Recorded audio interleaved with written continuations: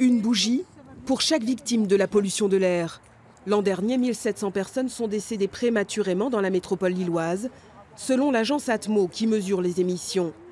Réunis dès l'aurore, ces militants associatifs ont voulu rendre hommage à ces victimes invisibles. On dit rarement qu'une personne est décédée à cause de la pollution de l'air. On dit qu'elle est décédée par une telle ou telle pathologie. Et donc ça passe relativement inaperçu, malheureusement. Et donc le but aujourd'hui, c'est de rendre ça visible, de rendre ces personnes visibles et qu'on se rende compte de l'hécatombe sanitaire que ça représente. On ne meurt pas de pollution, mais de problèmes pulmonaires ou cardiovasculaires aggravés par la mauvaise qualité de l'air.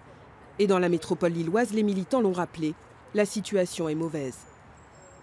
Pendant l'année 2018, nous avons connu plus de 66 jours de pic de pollution aux particules fines, aux particules les plus fines, celles qui sont les plus néfastes pour la santé. 66 jours, alors que l'OMS en recommande 3 au maximum.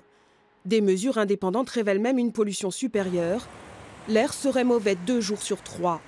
Les militants réunis ce matin exigent des mesures urgentes.